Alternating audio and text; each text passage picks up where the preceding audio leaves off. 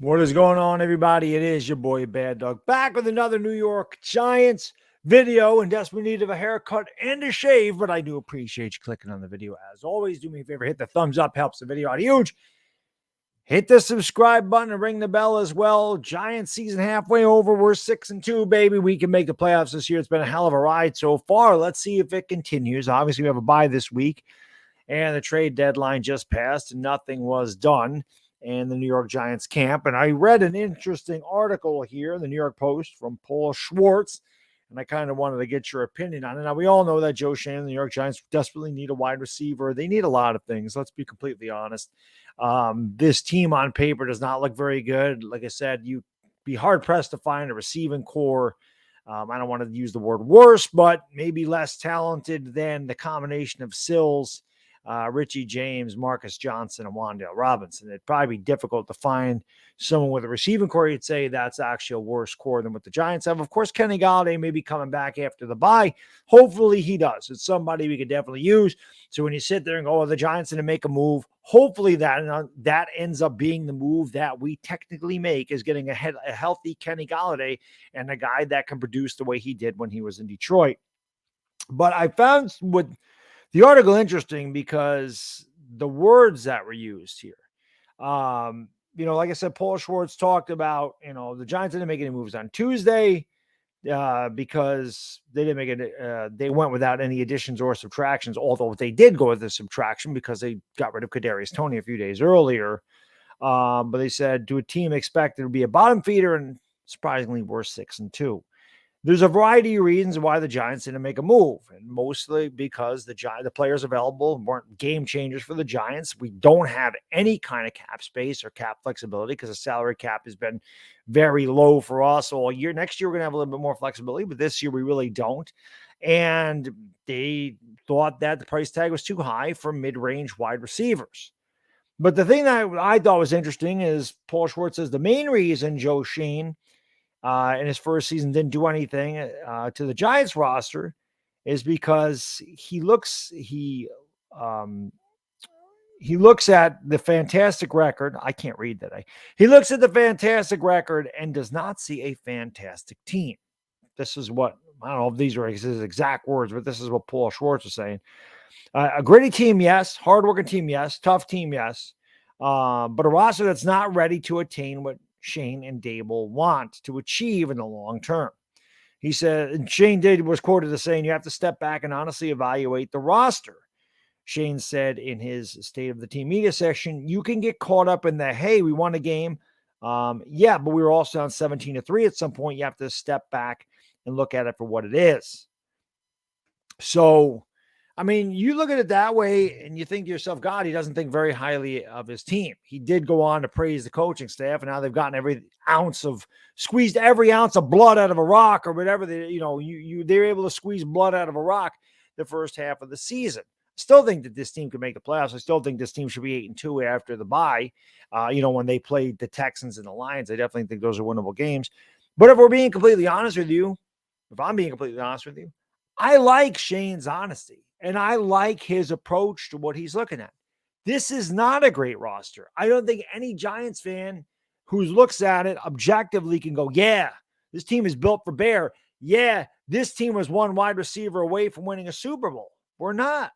So do you really want to give up more picks for a guy that we're going to have in here for a year and a half? Because a guy like Jerry Jeudy's rookie contract's up. I guess they could offer him the 5th-year option. But still, do you really want to deal with that type of thing?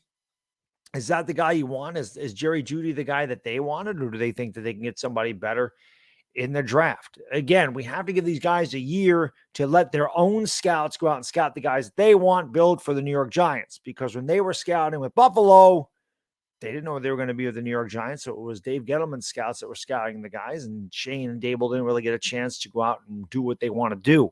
This team needs a lot of work. There's no question about it. They have overachieved. They were behind in a lot of games. They are gritty and tough, and they show a ton of heart, which is why I absolutely love the team. But they are definitely lacking in talent in a lot of areas, and the way you build that talent is through the draft. Kadarius Toney didn't fit the plans. That's really what they just said. They did what was best for the organization. He's a hell of a talent. At least he showed to be a hell of a talent when he was out in the field, which was very limited. A guy going to play with Patrick Mahomes and Andy Reid. If he's healthy, he could definitely kill it over there. And every Giants fan's going to go, I told you we should have never got rid of Kadarius Toney. But again, different quarterback, different system, different whatever.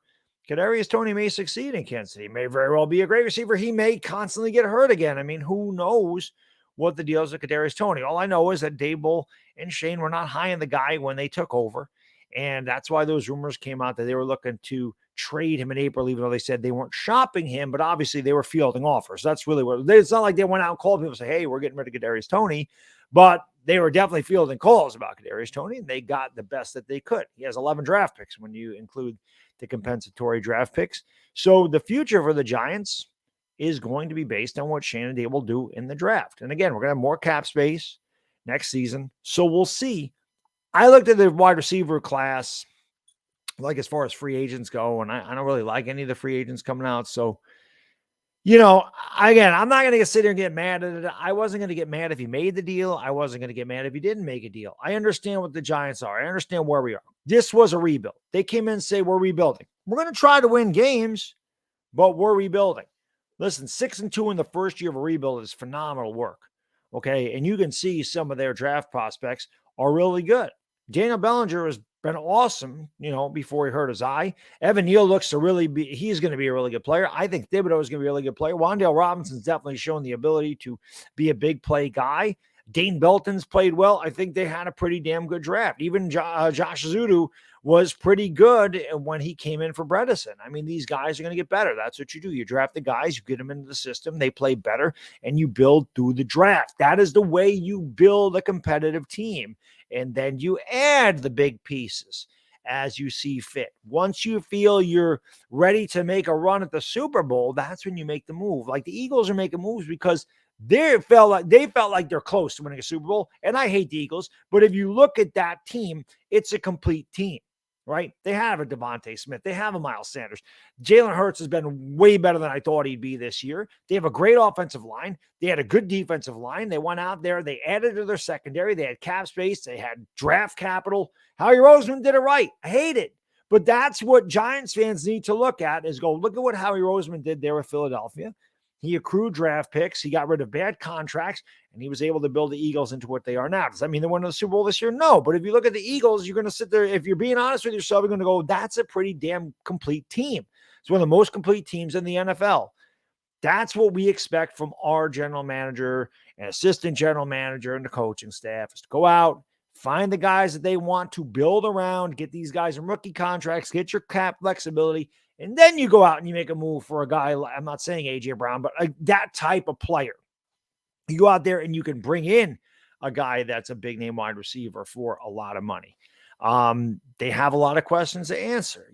Is Daniel Jones the future of this team? Is Saquon Barkley the future of this team? They said they want to evaluate Daniel Jones this year. Let's be honest. Is it really fair to try to evaluate Daniel Jones with what they've put around him? Kadarius Toney never saw the field. Kenny Golladay hasn't saw the field. Sterling Shepard tore his ACL. They didn't go out and get Chase Claypool. They didn't go out and get Jerry Jeudy. They didn't go out and get Brandon Cooks. They didn't go out and get DJ Moore. They didn't get Daniel Jones any other weapon to throw to. So for the people that want to sit there and bash Daniel Jones, he never throws the ball down the field, and you have to kind of look at what he's throwing to. Saquon Barkley's been fantastic this year. And again, the Giants lost some cap space. Is Daniel Jones the future quarterback? Is there somebody else that they want? Did they accrue draft picks so that they could trade up and maybe go after a quarterback?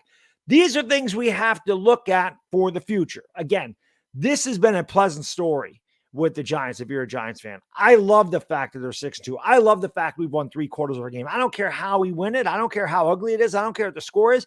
I want to win games, man. We haven't won many games here. It feels good to win games. It feels good to know you're going to go out and compete every week, even if your talent is not as good as some of the other teams in the league.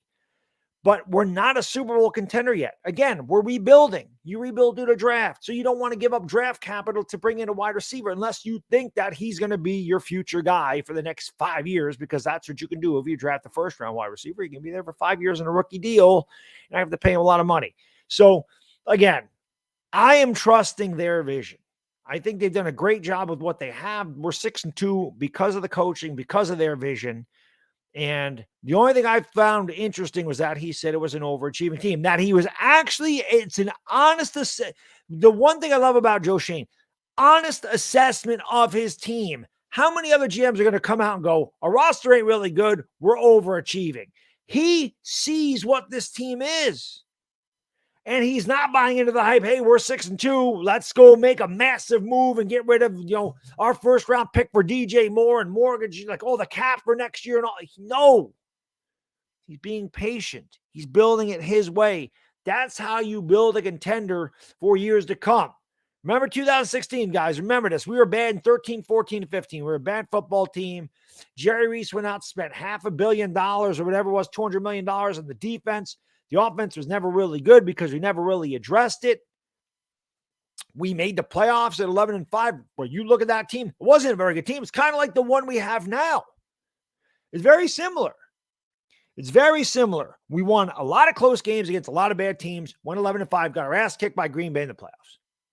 It was an offense that kind of struggled. Defenses held us in the game. We won a lot of games by one score or less. It's very similar. 2016 is very similar to 2022. The difference is we didn't mortgage our future with all bad contracts going forward. So we have draft capital. We're going to have cap flexibility. They're going to be able to make the moves. But in 2016, we were a bad, maybe not a bad team, but not a great team that made the playoffs. And then 2017, everything fell apart. And it's taken us that long to get out of that hole to get to the point we are. I like that Shane Daboll, Brandon Brown, I like the fact that they see the big picture and they're not trying to mortgage everything for this one season. They don't want to just have one season when they make the playoffs and then be bad for the next 5 years.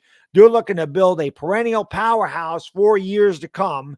That's what I want as a Giants fan. I would love to. Listen, I want to make the playoffs this year, though. I want to get in. We may get our ass kicked in that first game, but you have no chance to win a playoff game if you don't get there. I want to keep winning games. I want to keep building the culture. I want to build the confidence. I want these guys to develop. But at the same time, I don't want to mortgage everything in 2023 to bring in a wide receiver for a team that has many, many more holes than just that wide receiver. Is that fair to Daniel Jones? Probably not. Have the Giants been fair to Daniel Jones overall? No. Even John Mara said he's been put in a terrible situation. But listen, I'm going to trust Joe Schoen. The overachieving thing is absolutely right. I'm a dire Giants fan. I love this freaking team. They are overachievers, which is why I love them. That's just the way it goes, man. They've overachieved. And I'm just glad that our GM sees the team for what it is. He sees the forest through the trees or whatever the hell that saying is. And let's continue. Let's keep winning games. Let's get the playoffs. But then let's go this way. Let's continue to go this way if we do make the playoffs instead of going crashing down like we did after 2016. Anyway, that's all I got in this video. 13 minutes. If you made it this far, you're an absolute legend. Hit the like, hit the subscribe, share the video out. I'll be live for the Lakers at 10:15 tonight. And I hope to see you then. Till then, enjoy the rest of your Wednesday. Bad Diggity Dizzle, gone. Peace.